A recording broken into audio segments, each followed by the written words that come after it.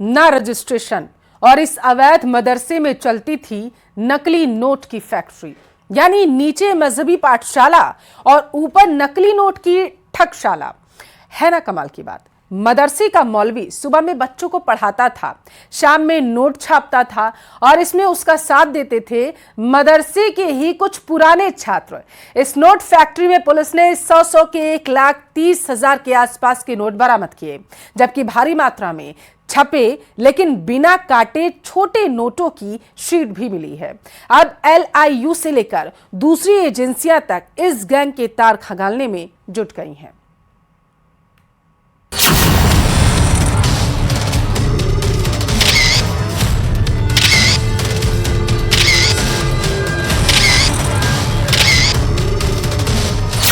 अवैध मदरसा, नकली नोट का धंधा, मजहबी पाठशाला की काली कहानी।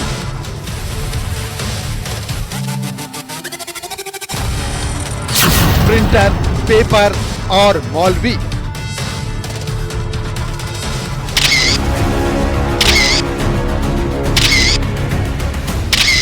ये अवैध मदरसा मजहबी पाठशाला के नाम पर नकली नोट की फैक्ट्री चलाने वालों का अड्डा है।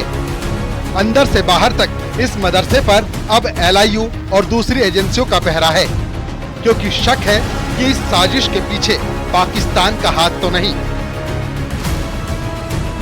मदरसे दीनी तालीम के लिए होते हैं, लेकिन पुलिस कमिश्नरेट प्रयागराज की सिविल लाइंस थाना पुलिस ने मदरसे में नकली नोट बनाने के गैंग का पर्दाफाश किया है। 4 अभियुक्तों को गिरफ्तार किया गया है। यह अतरसुया इलाके में मदरसा है। इस मदरसे का नाम मदरसा जामिया हबीबिया मस्जिद आजम है।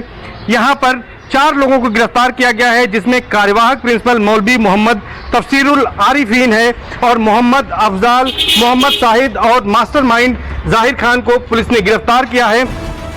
प्रयागराज के एक मदरसे में 100 रुपए के जाली नोट छापे जा रहे थे।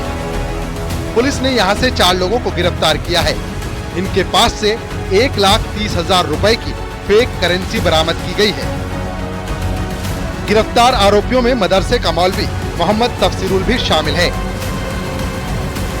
नकली नोट बनाने वाली जो गैंग है उसके 4 सदस्यों को गिरफ्तार किया गया है। ये चारों लोग इन्वॉल्व थे। ये एक मदरसा जामिया हबीबिया है अतरसुया में, और इसी में ये पूरा रैकेट चल रहा था। जो मोहम्मद तफसीरुल हैं, ये इसी मदरसे के मौलवी प्रिंसिपल थे, और जाहिर खान जो इसका मेन मास्टरमाइंड है, दोनों ये उड़ीसा के रहने वाले हैं। पिछले 5-6 साल से इसी मदरसे में ये दोनों रह रहे थे, और इनके द्वारा ये जो नकली नोट बनाने की जो कार्रवाई इनके द्वारा यहाँ पे की जा रही थी। दरअसल पुलिस को मुखबिर से टिप मिली थी कि मदरसे में कुछ संदिग्ध एक्टिविटी हो रही है। मदरसे में लगातार बाहरी लोगों का आना जाना काफी बढ़ गया था, लिहाजा पुलिस ने खबर को कंफर्म किया और फिर ताबड़तोड़ छापेमारी शुरू हुई। इनके द्वारा मार्केट में जो इंडियन करेंसी, ओरिजिनल करेंसी है, उसमें जो अभी हमें पकड़ा तो ये एक डील कर रहे थे कि 15,000 में ये 45,000 के fake Indian currency note provide कर रहे थे। तो मुखबिर की सूचना पे ये पुलिस ने डेवलप किया, और उसी के बेसिस पे इस पूरी गैंग को पुलिस के द्वारा गिरफ्तार किया। पुलिस ने जिस वक्त मदरसे में रेड मारी, तब भी वहाँ नोटों की छपाई चल रही थी। मौके पर प्रिंटिंग मशीन में नोट छापते हुए 3 लोग मिले। पूछताछ की गई तो पता चला कि मदरसे का प्रिंसिपल भी इसमें शामिल था। और इसी मदरसे में जो एक कमरा है वो यहाँ के कार्यवाहक प्रिंसिपल ने दिया था, और वो कमरा आप देख सकते हैं कि ऊपर वो कमरा है जहाँ पर नकली नोट बनाए जाते थे। तो यहीं पर नकली नोट बनाने का कार्य चल रहा था लंबे समय से, करीब 2 से 3 महीने से ये कार्य चल रहा था। और यहाँ पर जो नोट बनाए जाते थे उसको 1 के बदले 3, यानी कि 1 असली नोट के बदले 3 नकली नोट दिए जाते थे, और 15,000 रुपए में करीब 45,000 के नकली नोट बेचते हुए पुलिस ने मुखबिर की सूचना पर चारों अभियुक्तों को गिरफ्तार किया है। आरोपी 6 महीने से प्रयागराज में नोट छापने का काम कर रहे थे। फिलहाल मौके पर तो 1,30,000 के नकली नोट मिले हैं, लेकिन शीट इतनी मिली कि 4 लाख की और जाली करेंसी छप जाती। इस मदरसे में अलग से इस प्रिंसिपल ने इनको रूम दे रखा था। वहीं पे सारा प्रिंटिंग का काम, फिनिशिंग का काम, कटिंग का काम वहीं पे होता था, और वहीं पे ये नोट तैयार करके फिर मार्केट में बेचने के लिए लेके जाते थे। जो इनसे बरामद हुआ है उसमें 1300 100 रुपीज़ डिनोमिनेशन के फेक इंडियन करेंसी नोट्स जो हैं वो मिले हैं। उसके साथ साथ 234 जो पेजेस मिले हैं जिन पे इन्होंने ये जो fake Indian currency notes print कर रखे थे। प्रिंटर मिला है, हाई क्वालिटी जो स्कैनर है जिसको यूज़ करते थे वो मिला है। मदरसे वाले टकसाल में पैसों की मशीन लगी थी। जहां मजहबी शिक्षा की अलख जगाने का दावा किया जा रहा था, वहां देशद्रोह की पाठशाला चल रही थी। खुफिया एजेंसियां अब ये पता करने की कोशिश कर रही हैं कि अब तक इस मदरसे से कितने नकली नोट छापे गए, सिंडिकेट में और कौन कौन लोग शामिल हैं, क्या नकली नोट के धंधे के पीछे पाकिस्तान कनेक्शन है। ऐसे तमाम सवालों के जवाब खुफिया एजेंसियां खंगाल रही हैं। ये दोनों जाहिर खान और जो प्रिंसिपल दोनों ही उड़ीसा के रहने वाले हैं और इनके इंटेरोगेशन में और जो हमारे पास अन्य इलेक्ट्रॉनिक एविडेंसेस मिले हैं उसमें कुछ ऐसे फैक्ट्स आए हैं, उन पे भी हम कार्रवाई कर रहे हैं और जो अन्य लोग भी इसमें इन्वॉल्व होंगे उन पे भी पुलिस कार्रवाई सुनिश्चित करेगी। जांच में यह भी पता चला कि मौलवी और उसकी टीम 15,000 रुपए में 45,000 के नकली नोट दिया करती थी, यानी असली वैल्यू का 3 गुना नकली नोट। इन नकली नोटों के जरिए भारत की करेंसी पर चोट करने की साजिश रची गई। सवाल ये कि इस साजिश के तार सिर्फ एक ही मदरसे या शख्स तक सीमित हैं, या कहीं इस गैंग का कोई बड़ा नेटवर्क और हैंडलर तो नहीं। Bureau report, news 18।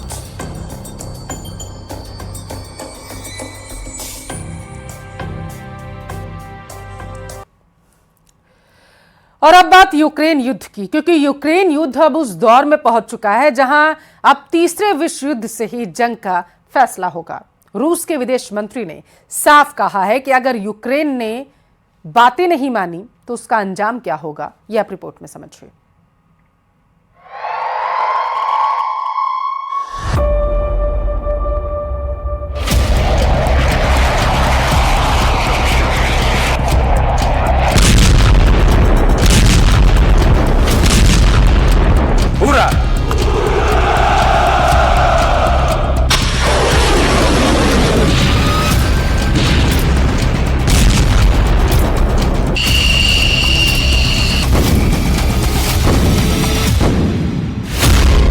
पुतिन का वर्ल्ड वॉर 3 का आदेश, अब मरेगा अमेरिका और नेटो।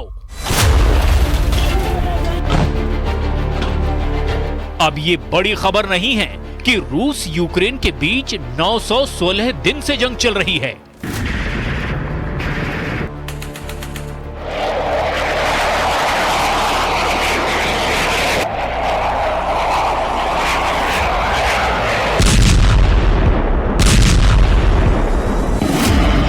अब ये भी खबर नहीं है कि रूस यूक्रेन की राजधानी कीव समेत दर्जन भर शहरों पर मिसाइल और ड्रोन से हमले कर रहा है।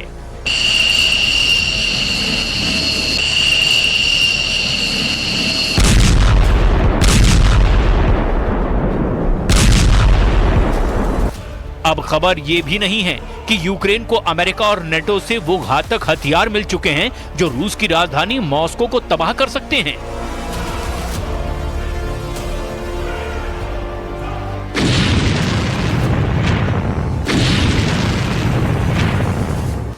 अब खबर यह है कि पुतिन तीसरा विश्व युद्ध करने के लिए पूरी तरह से तैयार हो चुके हैं और बेलारूस को उन्होंने जंग में उतारना शुरू कर दिया है।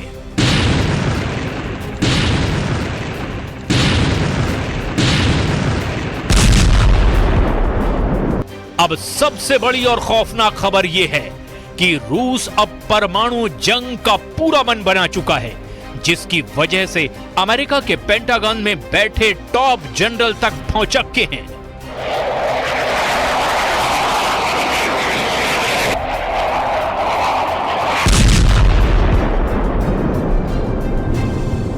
राष्ट्रपति पुतिन अब तीसरा विश्व युद्ध करने के लिए मजबूर हो चुके हैं। पिछले 24 घंटे में रूस यूक्रेन युद्ध में हालात तेजी से बदल रहे हैं। दावा किया जा रहा है कि अमेरिका समेत नेटो के 32 देश अब यूक्रेन को जंग जिताने के चक्कर में आग से खेल रहे हैं। रूस पर जिस तरह से हमले हो रहे हैं, उससे पुतिन को एहसास हो चुका है कि अब रूस को तीसरा विश्व युद्ध हर हाल में करना ही पड़ सकता है। रूस के विदेश मंत्री सर्गेई लावरोव ने अमेरिका को लताड़ते हुए कहा कि अगर कल विश्व युद्ध में यूरोप तबाह होता है तो उसके लिए अमेरिका जिम्मेदार होगा। रूस के विदेश मंत्री सर्गेई लावरोव ने साफ कहा है कि यूक्रेन को अमेरिका और नेटो के इशारे पर बेहद घातक हथियार मिल रहे हैं और रूस इसे जरा भी बर्दाश्त नहीं करेगा। हालांकि रूस ने 26 और 27 अगस्त को यूक्रेन की राजधानी कीव समेत यूक्रेन के कम से कम 8 इलाकों को निशाना बनाया है, लेकिन रूस को लगता है कि नेटो और अमेरिका उसे अंतहीन युद्ध में खींच रहे हैं। अब हम आपको एक एनिमेशन के जरिए समझाते हैं कि रूस नेटो और अमेरिका की किस हरकत के बाद बुरी तरह से भड़का है। जरा इस वीडियो को देखिए जिसमें राष्ट्रपति जेलेंस्की F-16 फाइटर जेट पर बैठे हुए हैं। जेलेंस्की F-16 को युद्ध में गेम चेंजर बता रहे हैं। अब आप वो एनिमेशन देखिए जिससे आपको पता चलेगा कि रूस आखिर क्यों अमेरिका और नेटो को अपना नंबर 1 दुश्मन मानने लगा है।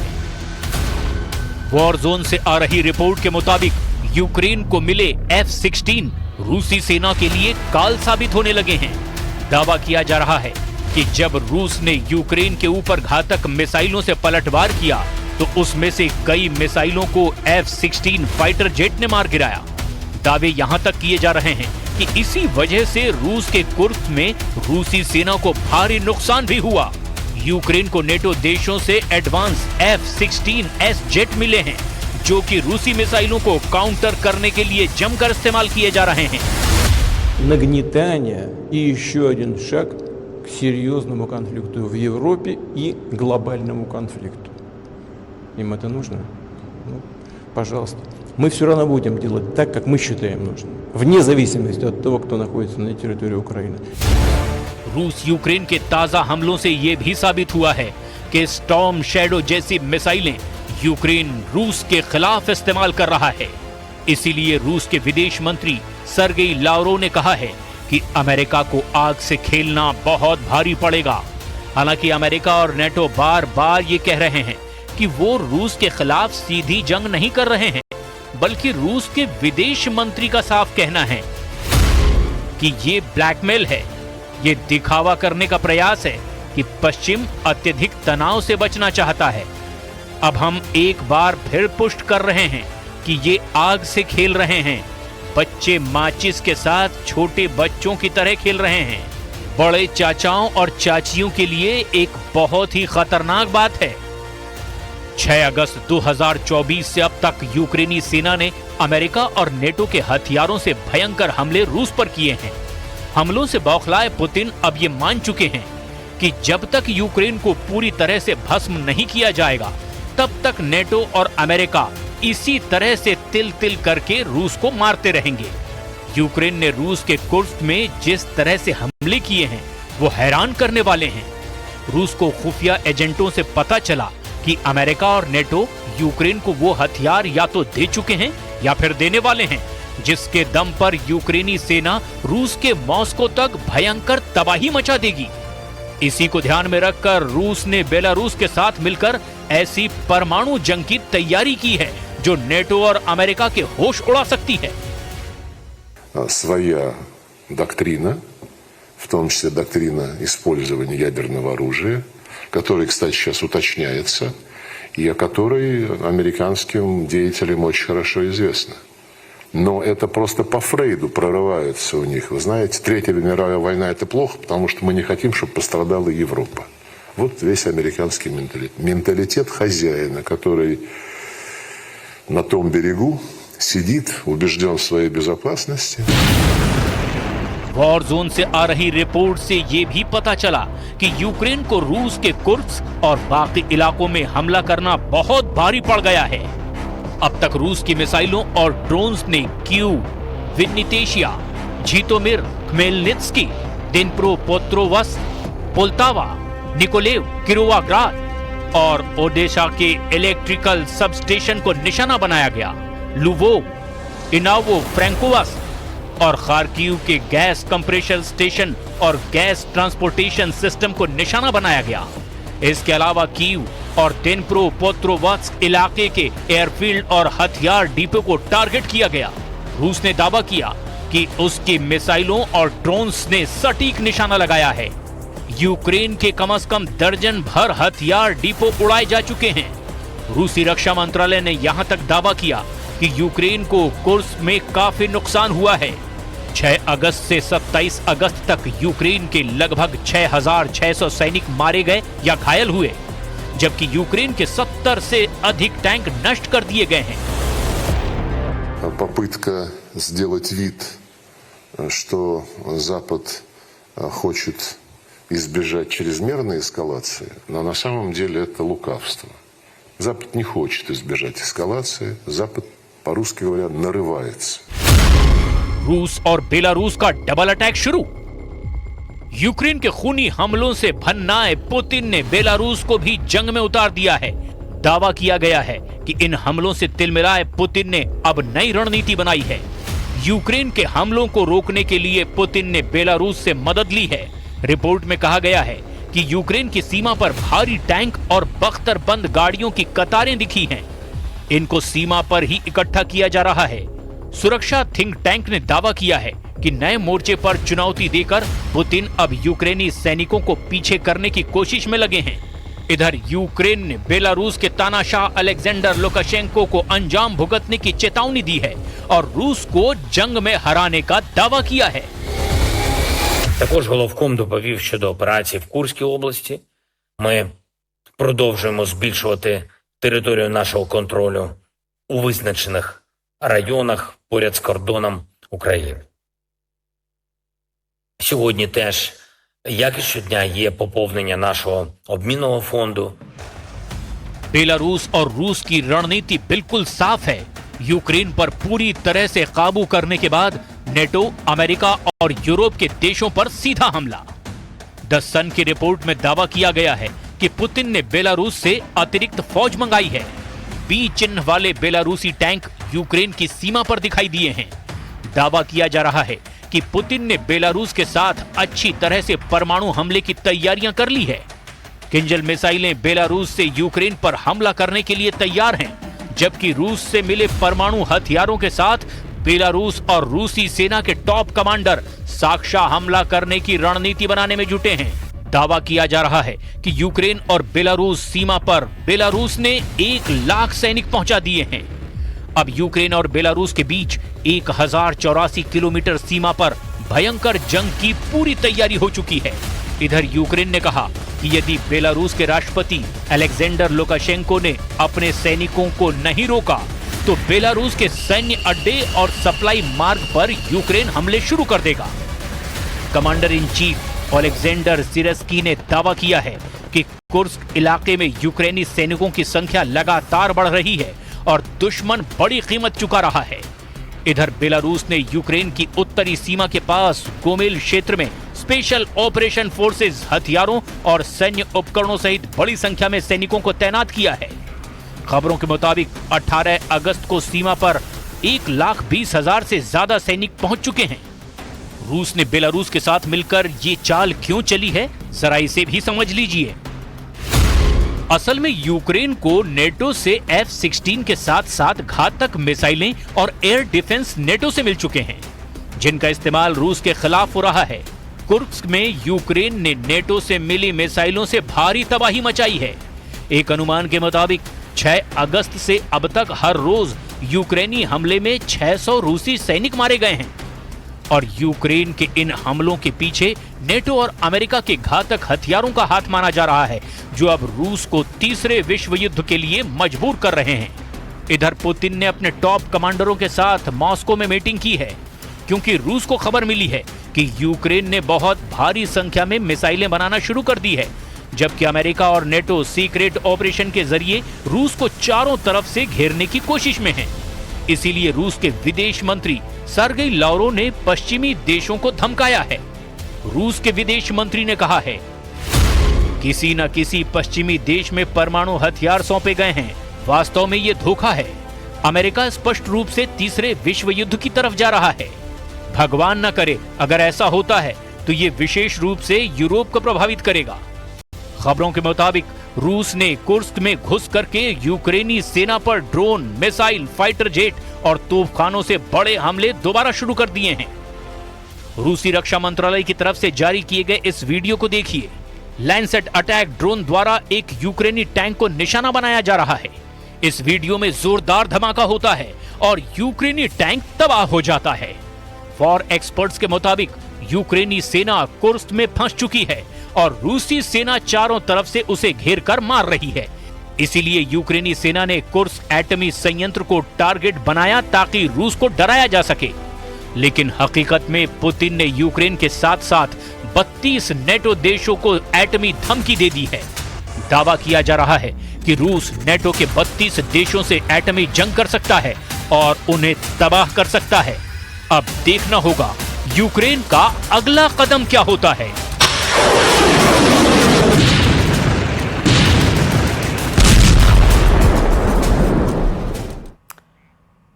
रुकते हैं एक छोटे से ब्रेक के लिए। ब्रेक के उस पर तमाम बड़ी खबरें आप देखिए। मारो राजा।